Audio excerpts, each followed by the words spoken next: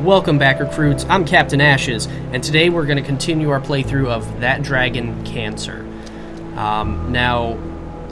When I started recording, I had to reselect the window, so we did step forward just a little bit, but that's all that happened. We were standing right there, and now we're standing over here, I believe balanced on top of this IV stand right here. So, yeah, let's go ahead and pick up where we left off. And I believe the only interaction that we can do here is to observe this scene right here.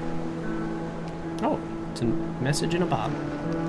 I have so many things stirring around in my spirit that I have to write to settle myself and find God's wisdom in the midst of chaos. I'm scared I won't be strong enough to face the things we might have to face in the coming weeks and months. But then I remember how much grace God gave us to walk out everything we've already faced. I've never felt completely overwhelmed, and I've never felt alone. So no matter what comes next, and I truly cannot even begin to guess how this will go, I know we will be carried. I want to shout out, look what God is about to do. Watch how he delivers Joel. And at the same time, I want to roll up in a silent ball and wait it out with fear and trembling, so aware of all my doubt, but yet convinced that my doubt is insignificant compared to God's faithfulness. I can't even imagine how hard that must be.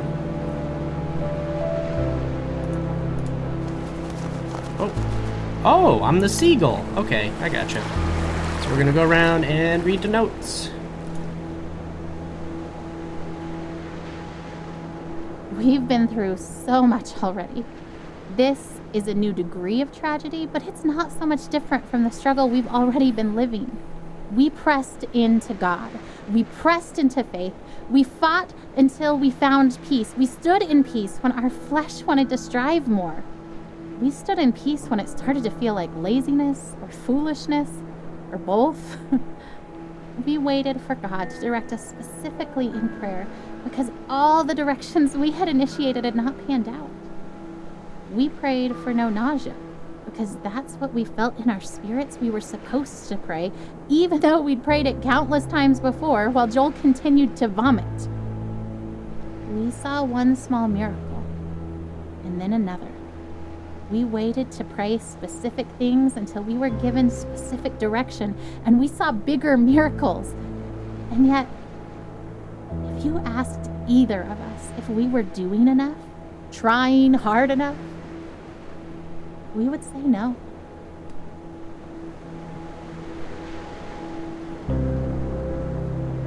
Oh, okay, so it looks like we got two directions we can go. Three directions? Oh, okay, yeah, let's go up here.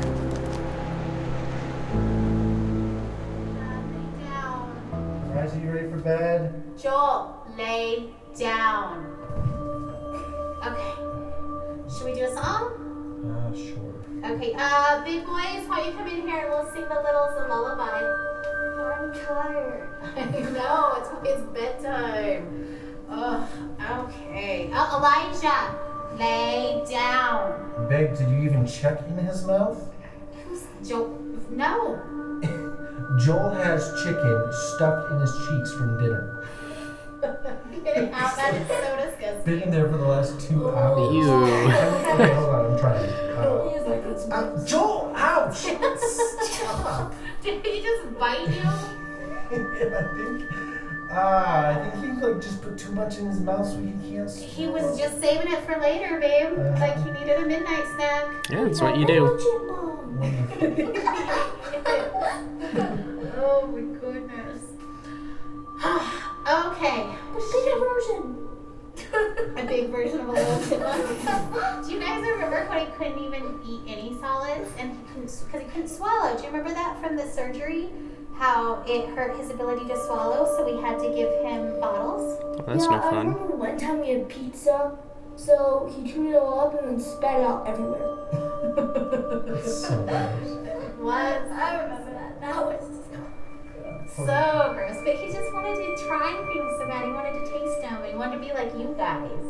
Because you got to taste foods. He loved to eat, and I remember all I wanted was for him to be able to kind of eat like a normal kid and have normal things. I thought he'd never be able to swallow normal food. But then he did. And now it's everything. Everything. Like he eats pizza and pretzels and chicken. And fingers. Oh, this is making me hungry. Cat's fingers. Ow, Joel! Ah! Ow. Okay. And penguins. Okay. Hurts. Settle down. Come here. Let's sing a song. Okay. What should we sing, Isaac? The one you wrote. Okay. Cause I like it. Will you help? Yeah. Hey. You guys, I love to have fun I'm with trying to you. get the little But at stories to me. bedtime, every time, Elijah, lay down. Okay. You guys get real silly, then they try to get silly too. So instead, will we be calm and will you kind of just help me sing to them? Alright, I couldn't tell if it was cycling again. The audio cycles into itself pretty well, but it's not. Is setting, we know, lay that down. Done. We laughed and played together, and we've had so much fun. Now close your eyes.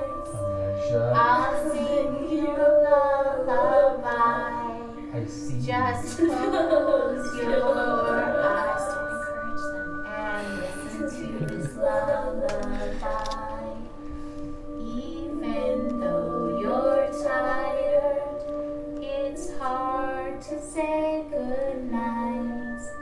So I will tuck you in your bed and kiss and hug you tight. Now close your eyes. It's a long song. I'll sing you a lullaby. Just close your eyes and listen to this lullaby. Okay, guys. Go to bed. Tell the boys good night. Give them kisses. Did you brush your teeth?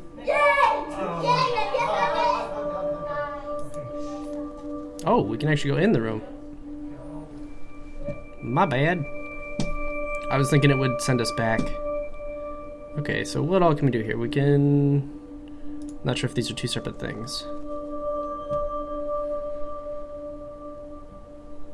Okay, so we can just get a different perspective on the bed there. Or of the bedroom. Guess we go back up here. And then... head over here. And let's head up here. So some parts of this game have a lot more narrative to them. How long will we be in California? Longer audio. I Lightsabers! don't actually know. That's kind of why we're packing up everything. Awesome. Because if the trial works really well, then maybe we'll stay in California for a really long time. Like, as long as it keeps helping Joel, then we want to stay and do the best we can for him and stay there where he's getting help. But if the medicine starts to not work, as soon as it's not helping him, I promise we'll come back home. Are we going to Disneyland? Yeah, of course. What do you think, Caleb? You okay with leaving for so long? I'm kind of excited, but I'm kind of not.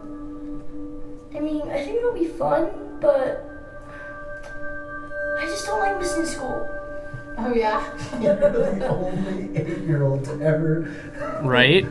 That's amazing. I hate to miss school, huh? But, like, why? Well, I just hate having all that homework that I have to do.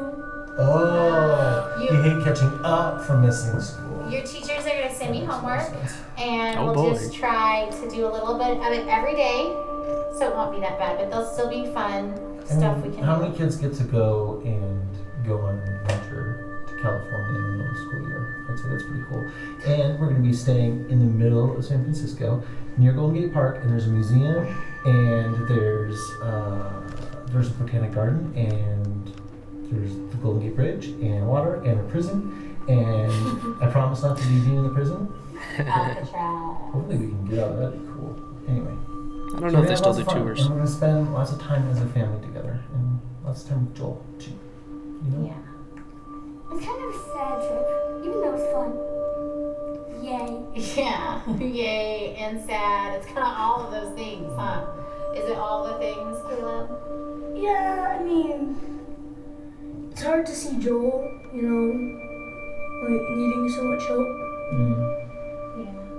I think, like, for me, sometimes I'm kind of excited and sometimes I'm kind of sad. And I just kind of feel all of that. So it's okay if you guys feel all of that too, because I feel all those things. Okay. I think we're done there. We can head back over here.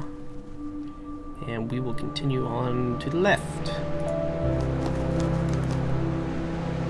Oh.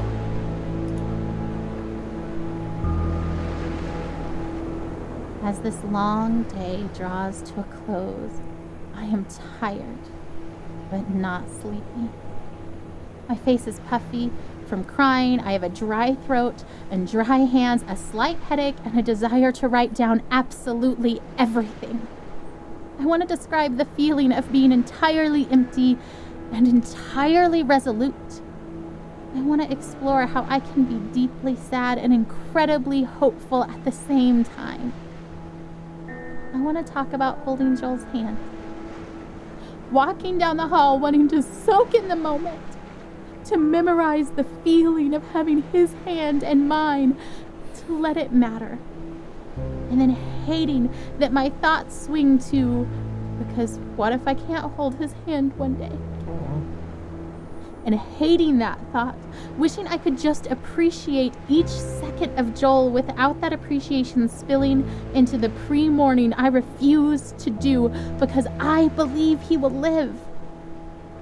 But instead of fighting the brief thoughts of mourning, choosing to fight instead that lie that says that those thoughts betray some doubt, some mistrust of God, when I know that those thoughts make me human.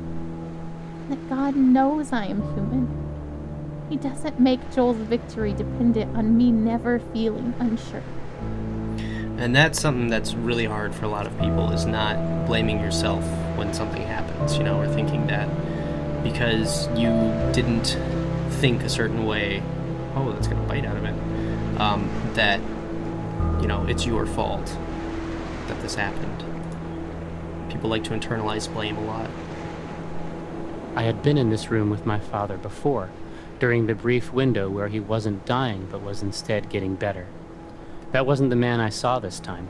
I saw the other one, the one who cried out and needed holding, the one who fell asleep for 20 seconds and then woke up a different person each time. There was a clear part right in the middle of it, a minute or so, where everything was calm before his tour of hell resumed. That was goodbye, even if no one said it. I don't think I will ever get better after having seen that. I think this is the kind of knowing that stays with you. I can reach into my pocket now and find it there. So is that one of the kids then?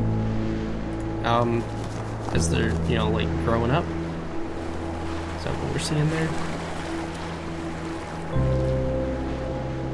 The ravenous reverie of waking is but a distant memory. Or was it a dream? I can't remember the last time I woke up hungry. Not so long ago, carefree, welcoming the challenge of yoga on paddleboards, springing through the rain and over puddles at the reservoir track. Weathering several storms since entering the first battlefield over 2 years ago, a succession of precise scalpels, high-energy beams, and pharmacological strategies, a journey no one asks for. Still standing, spirit unyielding but not the same. With each treatment, an imprint, evidence of what came before, willing rogue mutinous cells to yield to my current tailored chemical onslaught, stay put and do not multiply. Or better yet, disappear altogether. By the will of God, through the tools of modern medicine, with the support of family and friends. Onward. There's another blown up doctor glove there. I am at Seattle Children's Hospital, and nobody wants to be here. Even as an internationally recognized temple of healing, every inch of it is terror. Every cubic inch of every room that is not occupied by terrified children and terrified parents is filled to its capacity with a terror wholly unique to that family, which no other person has any power to comprehend. There is art on the walls and rooms which is designed to evoke a jungle of some kind, and I resent it. Every giraffe is my sworn enemy.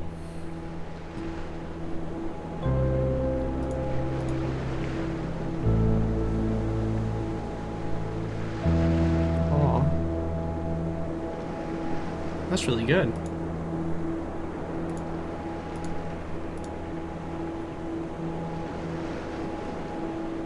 Even though every natural law indicates it, even though popular culture is rife with examples, even though the arc of his condition moved with haste in a particular direction, specifically down, I was very surprised when my father died. I was surprised that he could. It wasn't merely naivete. Those afflicted with his particular cancer number less than 100. It is the sort of cancer that excites a doctor. One of the things that is so exciting about this cancer is that it apparently didn't form the hard masses we use to find the disease. Rather, it converts the meat of your abdomen into a kind of undifferentiated doom. What might happen is that they will attempt to draw your blood and instead draw out the green syrup that was once your guts. Ah. Shortly thereafter, they will tell you and your family that the fight is over. Oh. Okay, so that must be someone else entirely, like a different family that we're checking out here. Can I get over there? No, I cannot. I gotta go this way. And,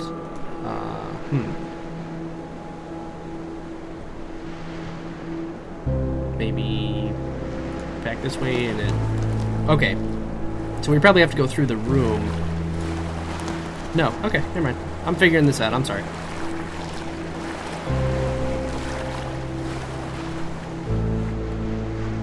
I won't let myself hold anything back this time. I would rather feel disappointed and let God heal my heart than to feel like I did not push myself as far as I possibly could in faith for my son.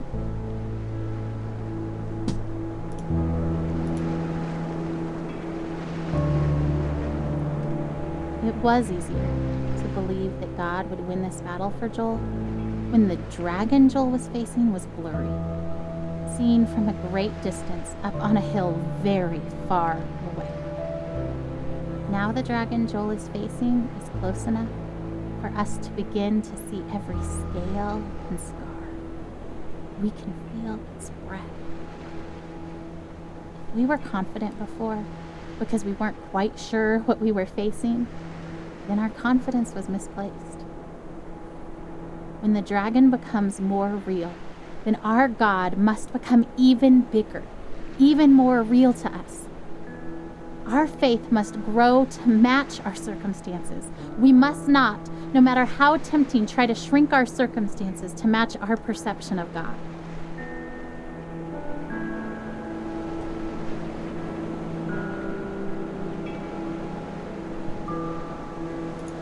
Oh. Oh. That's the cancer. Oh, her expectation is so maddening sometimes. Do you know what she wrote on the eve of Joel's first surgery? The one back in January when we first found the tumor? I seriously feel like a kid on Christmas Eve. I'm pleading for God to spare his life. And I'm tempted to despair because self-inspection leads me to conclude I shouldn't expect much of anything. And yet my wife is expecting a surprise party from the Lord, replete with presents, supernatural miracles. I envy her. So the dad seems much more a man of science, whereas the mom is very clearly, more drawn to faith. And I don't know how to get out of here.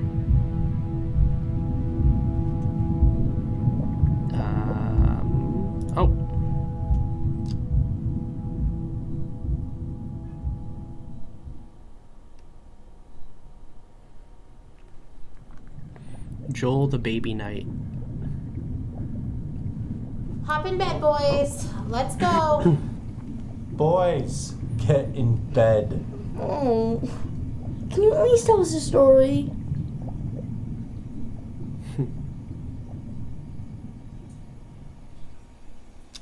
Okay, press button to start. Sure. Okay. This is the story of a very brave knight named Joel. Joel the Baby Knight? Yes, Joel the Baby Knight, but he's also Joel the very brave knight, and he was being chased by a dragon named Cancer. Oh, this is awesome. Ah, you can jump. You crouch. You crouch. Oh, this is so cool. Bum, ba, Because bum. of his tumor? Come on, Joel, you Where got does this. the dragon live? In a forest. Oh, Is the snap. dragon big? Oh, Very whoa. Look out, we're gonna get some Fusora going Does up the in dragon here. breathe fire? Whoa. I dodged that. No, hey, come on. much fire, you guys. I dodged that. Papa. Yeah, it's just like in Mario. So, Joel has armor, Ah! like a sword and a shield and stuff? Ooh, space. Or maybe a spear? Yeah. Nice. Get out of here, Scorpions. Ain't nobody got time for you. Yeah, that sounds good. So Oh. brave Can I jump in? Sir Joel I can spear with his while sword jumping. and his shield and his awesome spear and his super jumping ability. Okay, good. I was like, Is being chased. I by can't get a over this dragon without named a super Cancer. jump. What other superpowers does he have? He also has grace. That's not a superpower. It's the best superpower. Oh. You guys know what grace means? Yeah, it's kind of like... Oh, I can't attack. Yeah, it's kind of like help. Sweet.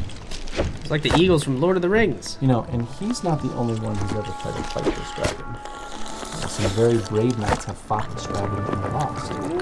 And some are able to drive the dragon off, and they can go home, and they can quit fighting for a while. And the kingdom is safe. Joel's been fighting this dragon for a long time, huh? A long time. Poor Joel. But Yes. Joel found a nice empty cave Oh, yeah. where he could rest. And it seemed like the dragon couldn't find him.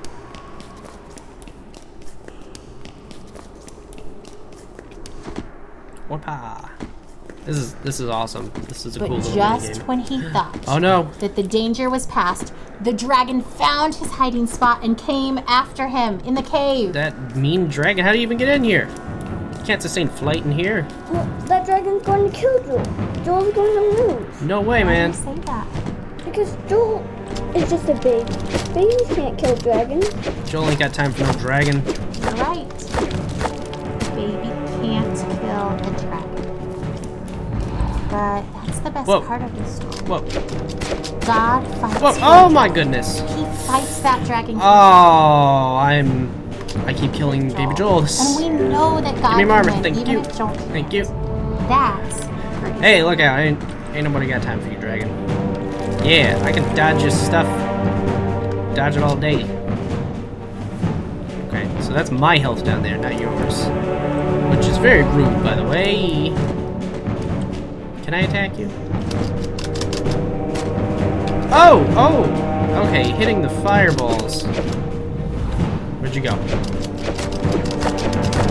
Split them up.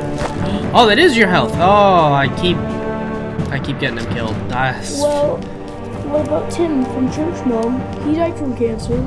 Wasn't God fighting for him? Didn't he have grace? Oh, God, Tim! I'm so sorry, Tim. Bad for Tim too. Tim fought so well, and he was so brave and so strong that God let him rest. It may have seemed like the dragon won because Tim died. Yep. We know that Okay. Tim's in heaven, and that he's with God, and that God is Oh, so man. proud of him. So maybe for Tim, getting to be done fighting was No, I'm gonna kill this dragon, man. I keep being stupid with it, though. I promise I'm better at video games than this. Maybe. Dodge, yes. Dodge. Excellent. Okay, come on. Come on, dragon. You're going down. I'm gonna mess you up. Oh, that's my heart at the top. I'm good at other stuff. Dodge. Dragon, you're cheating. You ain't got this much health.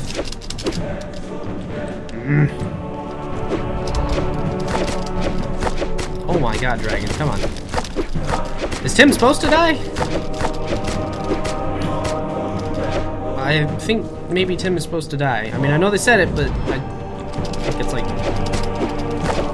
Yeah, because I've just thrown all the spears at this dragon. Okay. Well, it's been a good fight, Tim.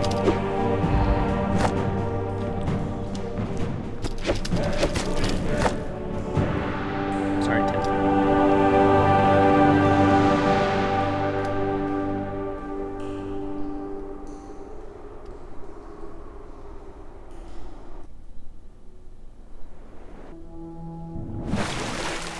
Drowning.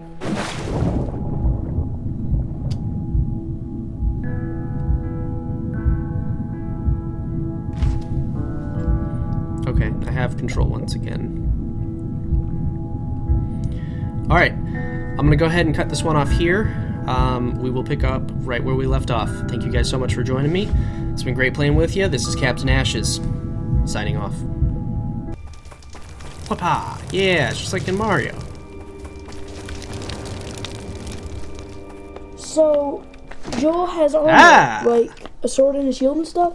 Ooh, space. Or maybe a spear? Yeah! Nice. Get out of here, scorpions. Ain't nobody got time for you. Yeah.